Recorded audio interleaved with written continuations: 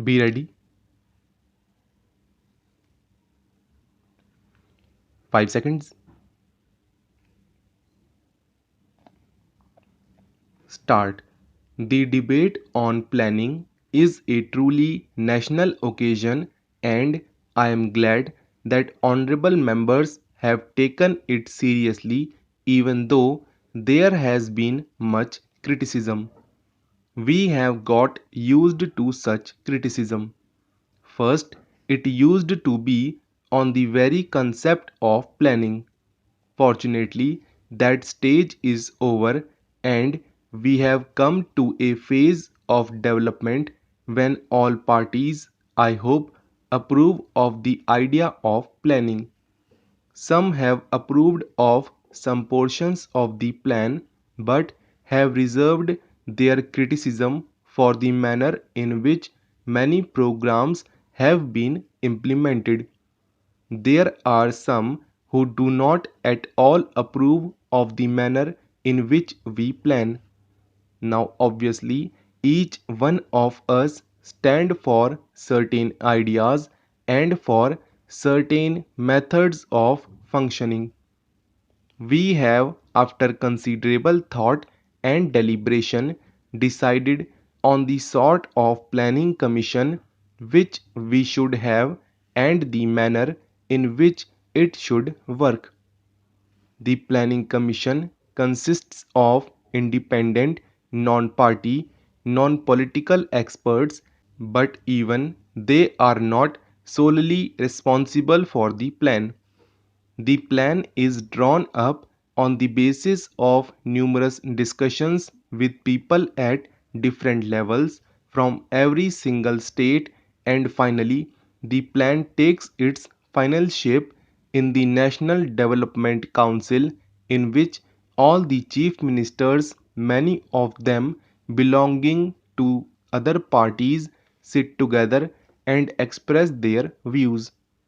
It is true that at these meetings there is also disagreement, not normally on the method of planning but also about how much each state should get. We all know that none of our programs are adequate for our population's needs. At all times, there has to be a balancing between available resources and what our people need, what we think should be done for them, or even what should be done for one area or another. By and large, the plan is a charter of progress for the next 4 years. We have some idea of how it has functioned already since it has been in existence for a year.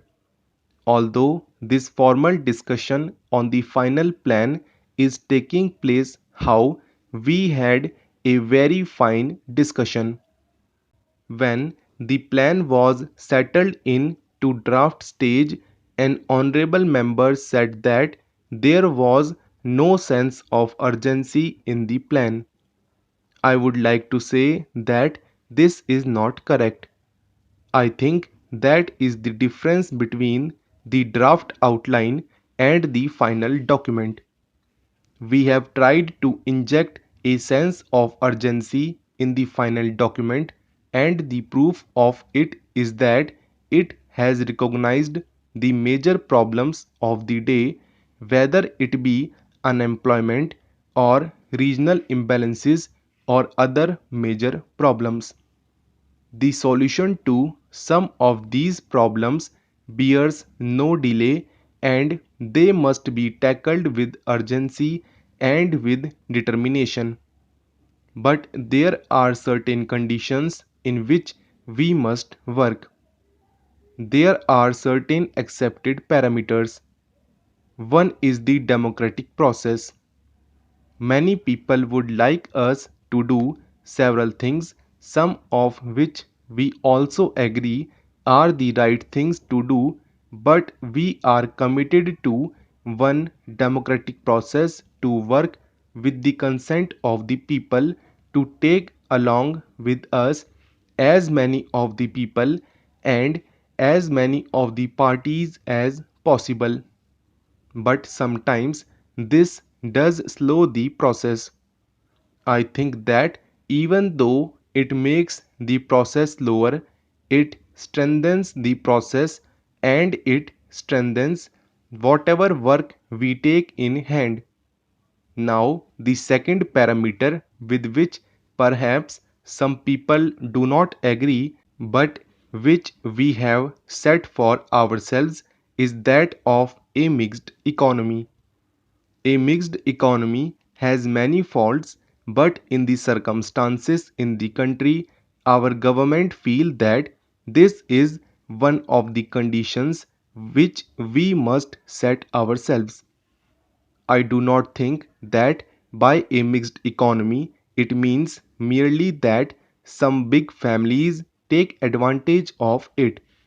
Many of men and under mixed economy of our conception, people should be able to take many programs in hand and work for themselves.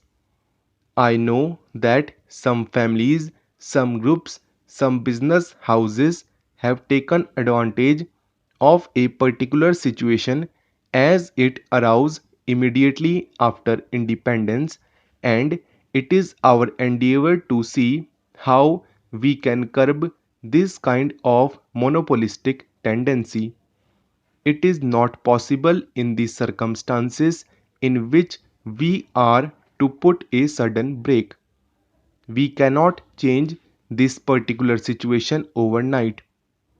It has to be done in a way which gives the least shock to the economy, but it must also be done in a way which reduces the delay. By lessening the shock, I do not mean that we go so slow that our program become ineffective, because that would be defeating the very purposes for which we are making new programs.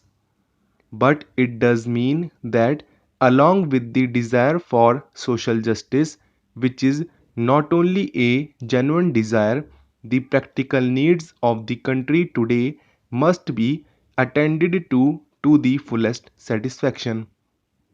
Then only we can solve the major problems of the day, whether it be unemployment or any such other problem.